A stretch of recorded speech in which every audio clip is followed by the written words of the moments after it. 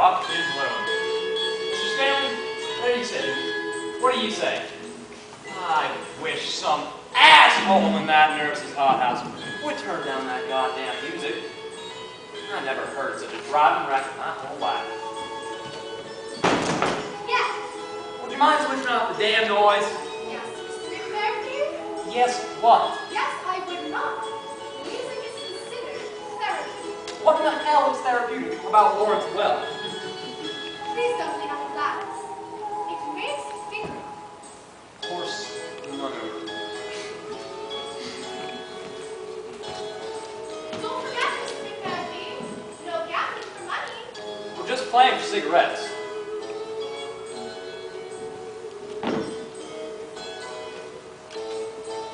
Hey, you ladies ought to laugh it up a little bit. Come on. What's the use? Anything.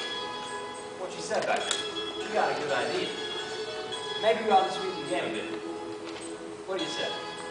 Well, where would we get the money? You kidding me? I looked into this place before I got sent over. Most of you boys will compensate. $200 to $300 a month. And it don't draw nothing with us. All you'd have to do is write me some IOU. All right with me? All right. Mr. Stanley, there you sit with a due showing. And where is it? Here. The back of Marvel saying you back now. You're on.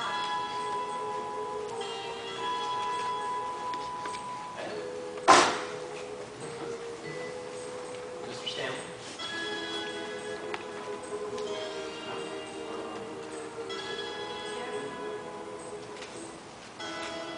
Mr. McMurphy. No gambling for money. We're just playing for cigarettes. Just so you know, this isn't a two-way system. Yeah. Thank God. I'm as ratchet as a human radio. Watch out. Do you That's, know what time it is? what's that? Group therapy. Time to Everything. meet.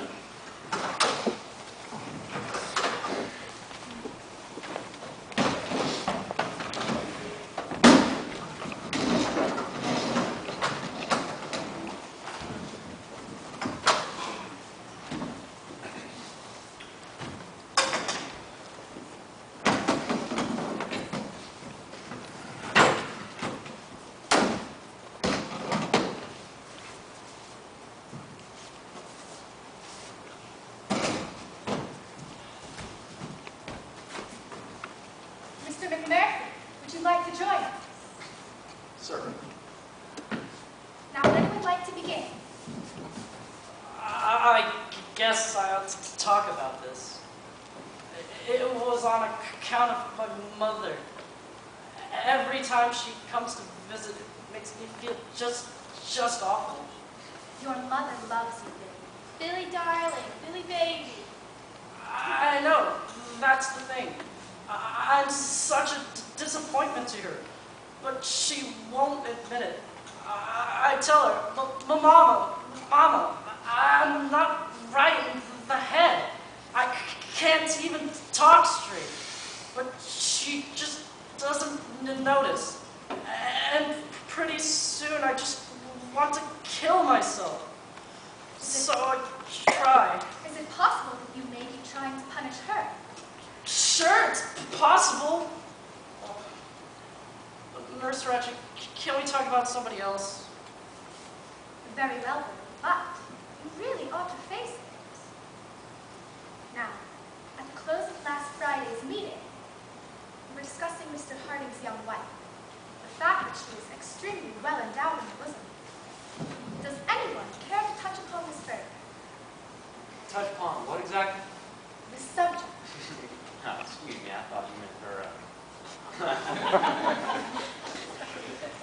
To continue, according to notes entered by various patients in the vault. Good afternoon, Doctor. Sorry. We were just talking about Mr. Harding's relations with his wife. Whose wife? Oh yeah, I see her. Where? Mamma mia! Una popona. La figura de una dia.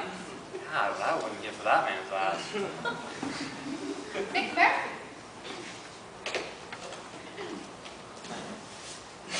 Randall Patrick.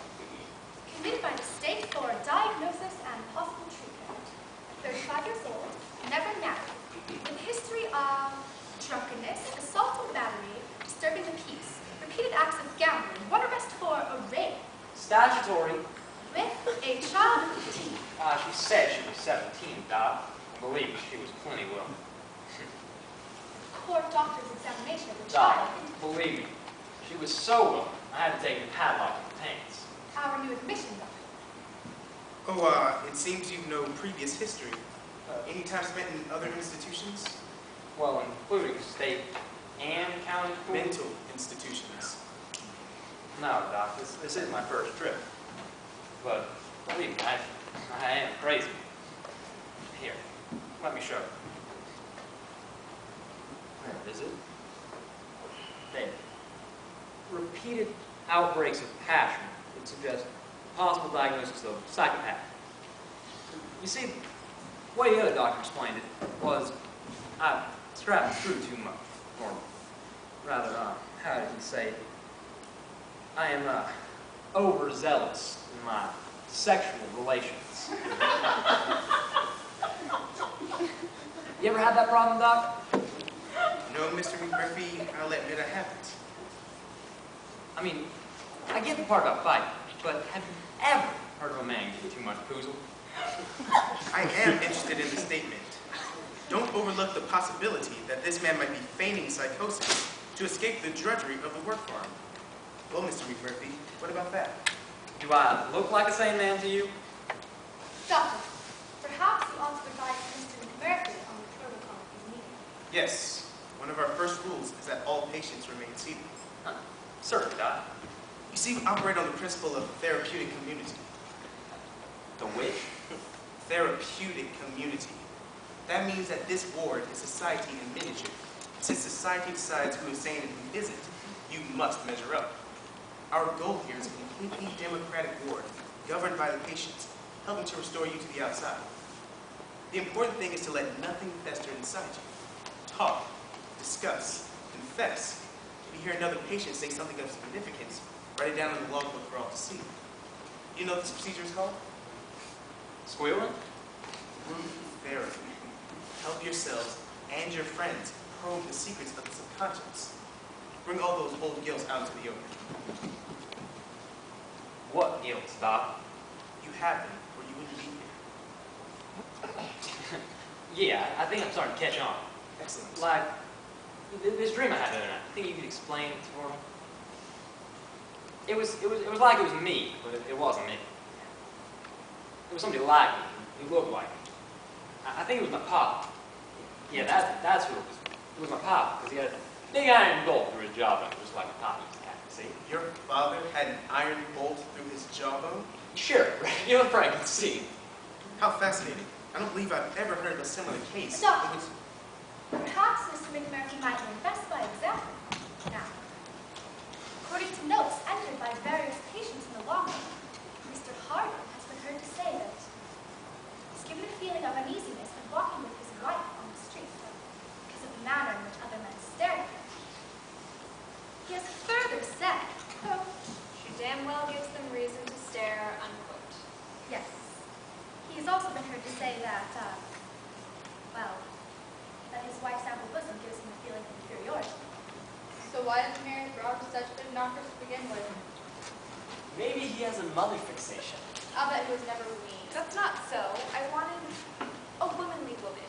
One who would not compete, but who might help me to... She's commented, Dale, that she finds you less than masculine. Yeah, like the way you use your hands. That it, Harding? I'll bet he's afraid of her. Not afraid. Okay, scared. It might be fair to say intimidated. Same thing. You chose a woman who's quite obviously your inferior.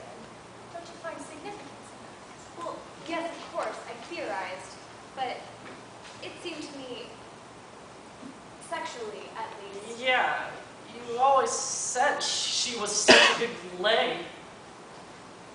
Yeah. How is it in the sack?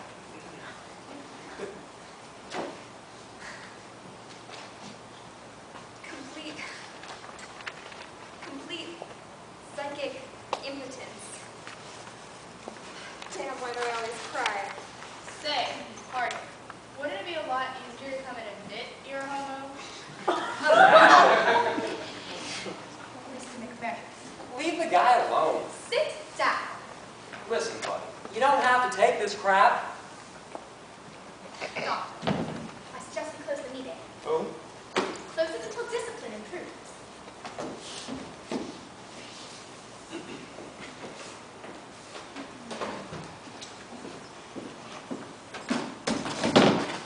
Listen, bud, is that the way these little meetings usually go? A bunch of chickens at a pecking party? A pecking party? I haven't the faintest notion what you're talking about. Well, here, I'll explain it to you. When one chicken's got a speck of blood, and the rest of the flock catch sight, they all go to pecking at it, see? So there's nothing left but a bit of blood and some bones and some feathers. That's exactly how the little meeting reminded you. A pecking party. That certainly is a pleasant analogy, my friend. Paul Muller that nurse did to you. Did to me? In spades. Why, this is incredible. You completely disregard that everything she did was for my benefit. Horse apples. I'm disappointed in you, my friend.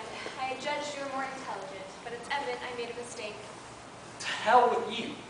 Oh yes, I also noticed your primitive brutality.